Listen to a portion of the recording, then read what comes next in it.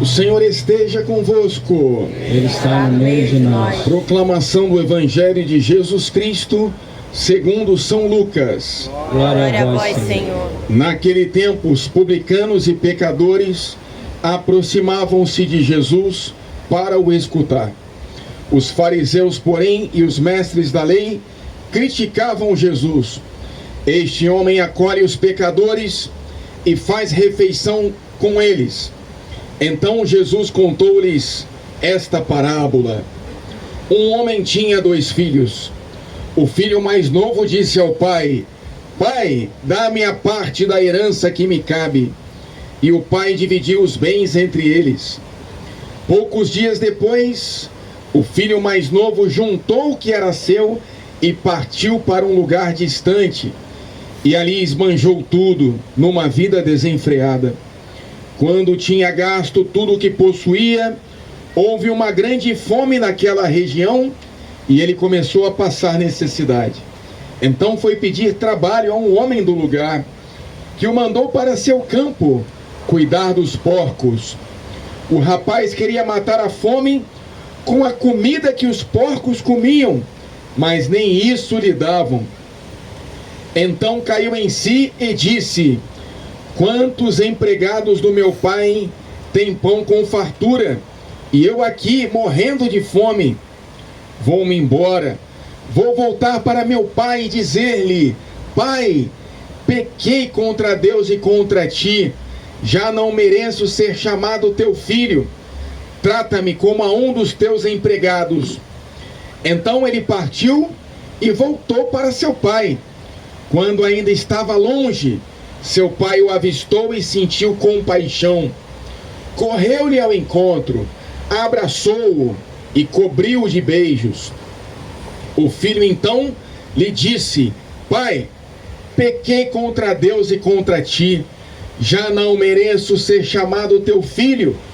Mas o pai disse aos empregados: Trazei depressa a melhor túnica para vestir meu filho, e colocai um anel no seu dedo e sandálias nos pés. Trazei um novilho gordo e matai-o. Vamos fazer um banquete, porque esse meu filho estava morto e tornou a viver, estava perdido e foi encontrado. E começaram a festa. O filho mais velho estava no campo. Ao voltar, já perto de casa, ouviu música e barulho de dança. Então chamou um dos criados e perguntou o que estava acontecendo. O criado respondeu: É teu irmão que voltou. Teu pai matou o novilho gordo, porque o recuperou com saúde. Mas ele ficou com raiva e não queria entrar. O pai, saindo, insistia com ele. Ele, porém, respondeu ao pai: Eu trabalho para ti há tantos anos, jamais desobedeci a qualquer ordem tua, e tu nunca me deste um cabrito para eu festejar com meus amigos. Quando chegou esse teu filho, que esbanjou teus bens com prostitutas, matas para ele o novilho cevado. Então o pai lhe disse: Filho, tu estás sempre comigo, e tudo o que é meu é teu. Mas era preciso festejar e alegrar-nos, porque este teu irmão estava morto e tornou a viver, estava perdido e foi encontrado.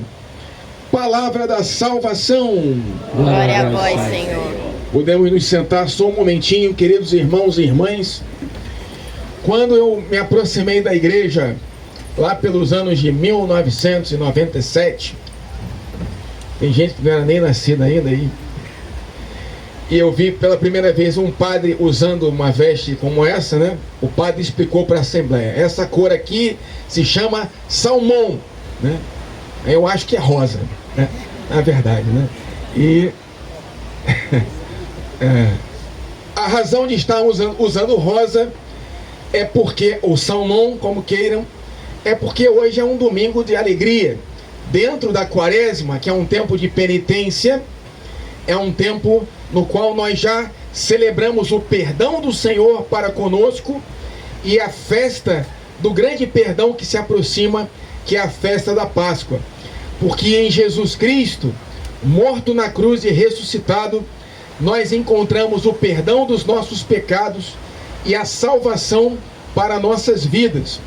E é justamente o perdão o tema do Evangelho de hoje.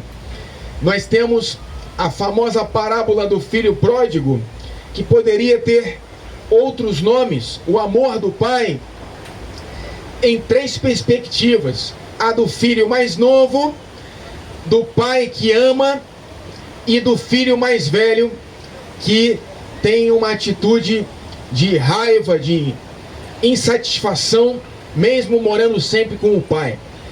E aqui nós temos representados 2 figuras que se envolvem com Jesus, que são os fariseus e os publicanos. Os fariseus são aqueles que sempre estão no templo, na casa de Deus. E eles são representados no Evangelho de hoje pelo irmão mais velho, que se mostra insatisfeito, não está feliz, mesmo na casa do pai. E o publicano é o pecador público, né? Os cobradores de impostos, no tempo de Jesus, eles eram pecadores públicos, porque eles cobravam impostos dos seus irmãos judeus, enriqueciam o próprio bolso e enriqueciam os cofres do Império Romano, que estava dominando o povo de Israel. Então eles eram desprezados pelos judeus, sobretudo pelos fariseus, que se consideravam justos, sem pecado, senhores da verdade. Então, quando os fariseus reclamam que Jesus se senta à mesa com os publicanos, com as prostitutas, com pessoas de má vida, Jesus então conta esta parábola do filho pródigo, que se inicia pelo filho mais novo. O filho mais novo pede ao pai a herança. Isso significa que ele dizia para o pai: pai, você para mim está morto, me dá logo a herança que eu só iria receber depois da sua morte. E é claro, o filho mais velho, primogênito, tem a maior parte da herança naquela cultura judaica. Mas o filho mais novo, insolente, está pedindo a parte dele para partir pelo mundo. O pai, certamente sentindo dor, ele faz e atende ao apelo do filho mais novo. Aqui, meu irmão e minha irmã, nós temos representado a figura de Deus. Deus é o nosso Pai, que nos ama e nos quer sempre consigo. Mas Ele nos dá livre-arbítrio. Nós somos criados à imagem e semelhança de Deus, livres e racionais. De maneira que Santo Agostinho fala assim: o Deus que te criou sem ti, não poderá te salvar sem ti. Ou seja, nós precisamos dar a nossa resposta de amor ao amor que Deus tem para conosco. Esse amor, meu irmão e minha irmã, vai se manifestar de forma plena na cruz do Senhor Jesus. Você lembra como Abraão teve um filho na sua velhice chamado Isaque? Tinha cerca de 10 anos, era uma criança quando Deus pediu que Abraão sacrificasse seu próprio filho no monte. Abraão, que era um homem temente a Deus, leva Isaque para o monte. Quando ele vai matar o seu filho com um punhal, o anjo do Senhor segura a sua mão e lhe diz: Abraão, agora nós sabemos que você é temente a Deus, sua fé foi provada e aprovada. De ti vai sair uma multidão de descendentes, que é o povo de Deus. Mas agora, o pai, como aconteceu com Abraão, ele vai sacrificar o seu próprio filho. E assim como Abraão sentiu dor em entregar o seu filho, o pai ama tanto a humanidade, ama tanto a cada um de nós, que ele não poupa o seu próprio filho Jesus para que nós pudéssemos ser salvos em Cristo. Jesus, no alto da cruz, se pudesse dizer uma palavra para cada um de nós, nos chamaria pelo nome e diria: foi por você que eu dei a minha vida na cruz. Então, na Semana Santa, nós vamos ouvir esse cântico: o que mais eu poderia fazer por você que eu não fiz? Então, o amor do Pai é infinito por cada um de nós. Ele dá o seu próprio Filho para que nós em Cristo, no sacrifício de Jesus, pudéssemos ser perdoados e tivéssemos a vida.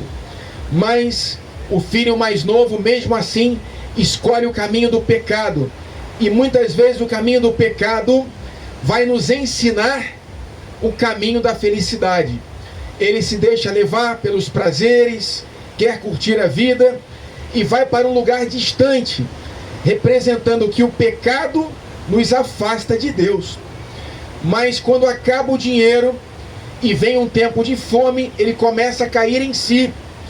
Ele começa a passar necessidade, vai pedir emprego cuidando de porcos, e nem a comida dos porcos, que devia ser um estrume misturado com uma grama, nem essa comida eles permitem que o filho pródigo possa se alimentar.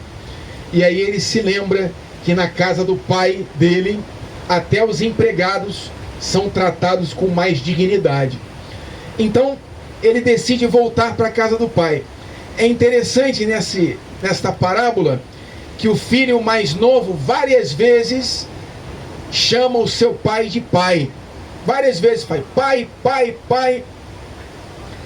Pequei contra o céu e contra ti. Enquanto o filho mais velho, que está sempre na casa do pai, nenhum momento se refere ao seu pai com esse título, meu pai. Ele é um insatisfeito. E essa insatisfação se revela quando o irmão mais novo volta para casa. O pai, cheio de amor, não se deixa vencer pelo mal, mas vence o mal com o bem. Aonde abundou o pecado, superabundou a graça de Deus. Deus, ele tem misericórdia com seus filhos, que somos cada um de nós. Os nossos pecados não podem medir forças com o amor de Deus para conosco. Então, o pai vê o filho voltando, se alegra, se emociona, tomado de compaixão, vai ao encontro do filho e o cobre de beijos. O filho fica surpreso com aquela reação do pai, porque o que era natural era o pai virar as costas para o filho. Ingrato, né? Agora você colhe do que você plantou, meu amigo, né? Mas não, o pai não é assim. O pai ama incondicionalmente, não importa o que o filho tivesse feito, o pai está ali para ele. Então ele coloca a veste, o manto sobre o filho, coloca anel no dedo e sandália nos seus pés, restaurando a dignidade do filho pródigo que ele havia perdido no pecado. E assim somos nós, meu irmão e minha irmã. Nós voltamos para Deus, como diz o adágio popular, pelo amor ou pela dor. Mas muitas vezes nós temos que passar por situação de pecado, de angústia, de doença, de fome, de falta de prosperidade, para entender que é apenas em Deus que nós temos a plenitude da vida. Agora nós temos a figura do filho mais velho. O filho mais velho está sempre na casa de Deus, como acontece com muitos de nós também. Nós rezamos o terço, nós comungamos às vezes diariamente, nós fazemos jejum, nós não comemos carne nas sextas-feiras, lemos a palavra de Deus, mas muitas vezes não temos misericórdia com o irmão que sofre, temos preconceito com os pecadores, não tratamos o irmão com a dignidade que nós temos e recebemos do nosso Pai. E aí então o filho mais velho se volta com raiva para o pai. O Senhor trata e chama o irmão, esse teu filho, não chama assim, meu irmão, é esse teu filho que esbanjou teus bens com prostitutas. O Senhor faz uma festa para ele, mata um novilho cevado, mas para mim o Senhor nunca deu festa nenhuma. O pai responde, meu filho, você comigo aqui todo dia é sempre uma festa. Tudo que é meu é teu, meu filho. Mas era necessário nós celebrarmos, porque teu irmão estava morto e voltou a viver. Estava perdido e eu o recuperei com saúde. Meu irmão e minha irmã, nós devemos nos alegrar com o perdão de Deus para conosco e devemos então buscar a casa de Deus para receber esse perdão. De forma concreta, ele se manifesta no sacramento da reconciliação, o sacramento da confissão, da penitência. Nós devemos procurar o sacerdote nesse tempo da quaresma e, com essas mesmas palavras do filho pródigo, dizer: meu pai, eu pequei contra o céu e contra ti, eu desejo receber o teu perdão pelos meus pecados. E o Pai, que nos ama infinitamente, de forma incondicional, não importa qual seja o meu pecado, qual seja o teu pecado, Ele vai estar sempre pronto para nos perdoar, para que nós possamos novamente nos alegrar e sentir a paz que recebemos somente de nosso Deus. Louvado seja nosso Senhor Jesus Cristo. Para sempre seja louvado. Creio em Deus Pai,